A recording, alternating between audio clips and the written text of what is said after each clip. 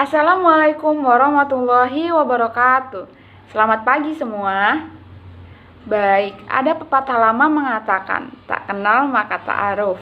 Salah, tak kenal maka tak sayang. Jadi sebelumnya izinkan saya memperkenalkan diri terlebih dahulu. Nama saya Ingrid Anggraini dari Universitas Lampung, dari kelas TPD 9 dengan nomor ID 1047956. Di sini saya akan menyampaikan apa itu pentingnya pendidikan. Nelson Mandela mengatakan bahwa pendidikan adalah senjata yang paling ampuh untuk merubah dunia. Maksudnya merubah dunia ini apa ya dan bagaimana? Merubah dunia dengan menggunakan pendidikan dimaksudkan ketika manusia dapat mengenali potensi diri dia sendiri dan mengembangkan diri dia dengan potensi yang dia miliki. Ki Hajar Dewantara merupakan Bapak Pendidikan Indonesia mengatakan bahwa pendidikan merupakan permintaan dalam kehidupan anak-anak. Intinya adalah bahwa pendidikan mengarahkan semua kekuatan yang ada di dalam agar peserta didik sebagai manusia dan anggota masyarakat dapat mencapai keselamatan yang tinggi dan kebahagiaan hidup.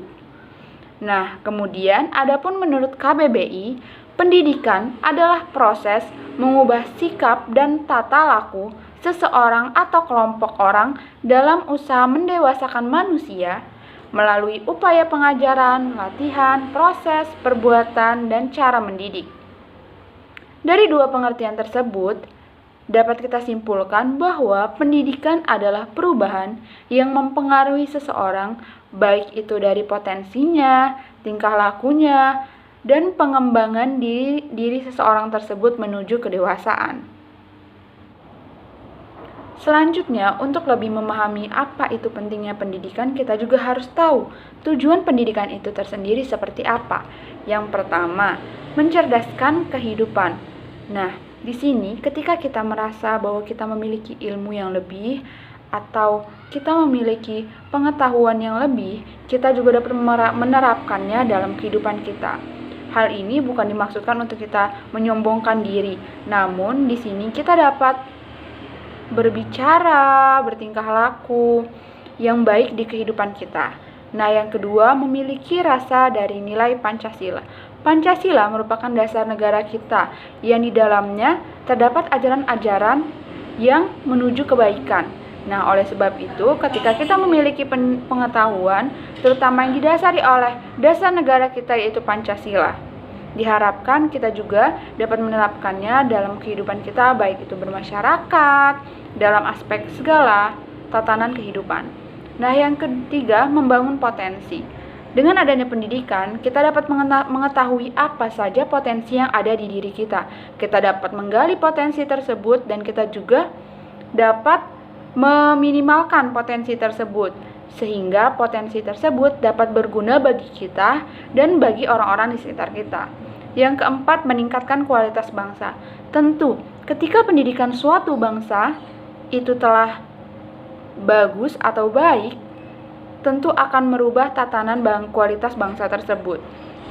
Ketika kualitas pendidikannya sudah lebih baik, berarti kualitas bangsanya akan mengikuti. Karena di sini peserta didik akan memiliki potensi yang dapat dimaksimalkan untuk membangun kualitas bangsa tersebut. Seperti misalnya ketika kita memiliki anak-anak muda berprestasi dalam bidang pendidikan, tentu dia dapat berkontribusi dalam bangsanya.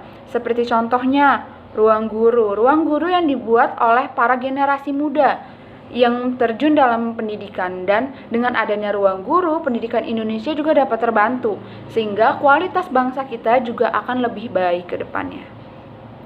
Selanjutnya, Perserikatan Bangsa-Bangsa atau PBB melalui lembaga yaitu UNESCO membuat 4 pilar pendidikan yang baik untuk masa depan dan masa sekarang. Yang pertama, learning to know, yang artinya belajar untuk tahu. Dengan belajar, kita mendapatkan banyak pengetahuan. Pengetahuan itu yang akan kita gunakan untuk kehidupan kita kelak. Dan ini akan berguna bagi masa sekarang dan masa yang akan datang. Oleh sebab itu sering dibicarakan bahwa pendidikan itu tidak mungkin tidak berguna. Pendidikan atau pengetahuan akan selalu berguna bagi masa sekarang ataupun masa yang akan datang. Learning to do, yang berarti belajar untuk melakukan.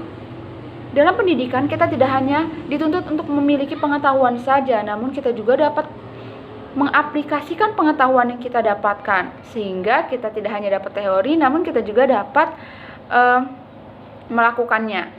Ya, yang kedua, learning to be, ya artinya belajar untuk bisa.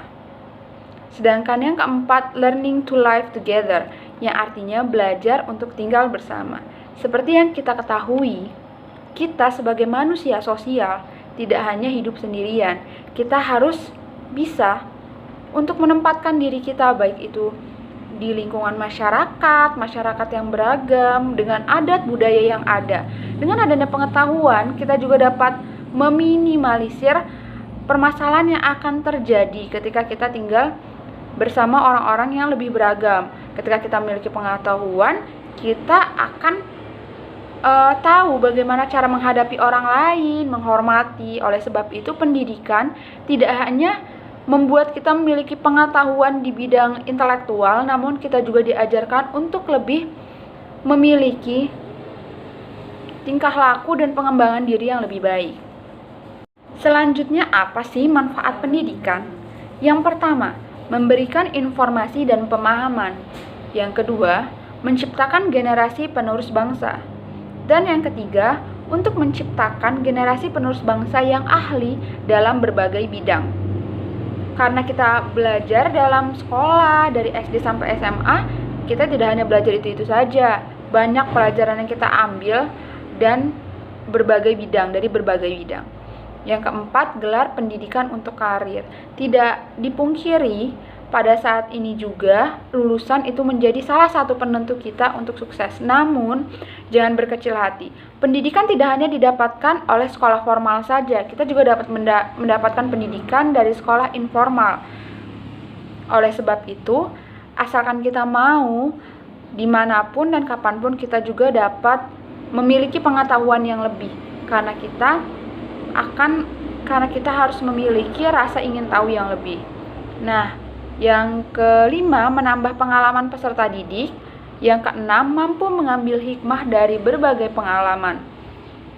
Seperti yang telah dijelaskan tadi, pendidikan tidak hanya berdasarkan intelektualnya saja, namun lebih juga untuk pengembangan diri kita. Bagaimana kita dapat mengambil dan menyerap apa saja yang telah kita dapatkan, baik itu dari lingkungan sekitar dan lingkungan masyarakat lainnya, sehingga kita dapat mengetahui bagaimana dampak dari pengalaman ini, bagaimana dampak pengalaman lainnya, baik itu pengalaman baik atau buruk. Kita dapat mengambil pengalaman tersebut sebagai pembelajaran.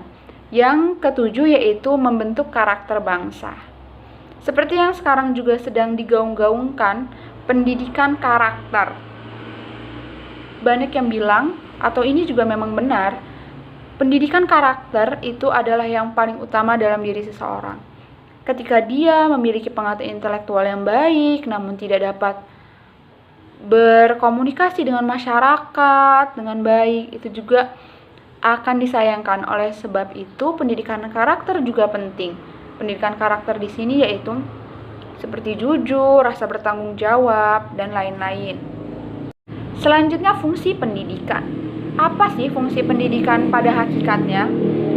Seperti tujuan pendidikan yang sesuai dengan kepentingan nasional yang telah dicatat oleh Undang-Undang Nomor 2 Tahun 1989, yaitu mencerdaskan kehidupan bangsa dan mengembangkan manusia Indonesia seutuhnya, yaitu manusia yang beriman, bertakwa terhadap Tuhan Yang Maha Esa, berbudi luhur, memiliki pengetahuan dan keterampilan, kesehatan jasmani maupun rohani, kemudian yang mantap dan mandiri, serta rasa tanggung jawab ke masyarakat dan ke bangsa.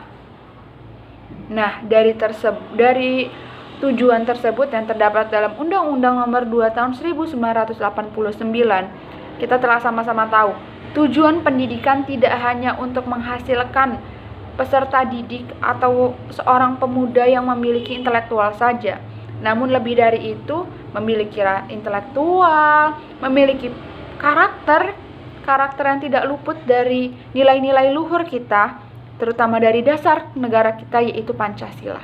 Hanya itu yang saya dapat sampaikan pada pertemuan kali ini. Apabila terdapat banyak kesalahan atau kekurangan, saya mohon maaf. Sebelum saya tutup, saya memiliki quotes dari Mahatma Gandhi, yaitu hiduplah seakan kamu akan mati besok, dan belajarlah seakan kamu hidup selamanya. Baik, saya akhiri. Assalamualaikum warahmatullahi wabarakatuh.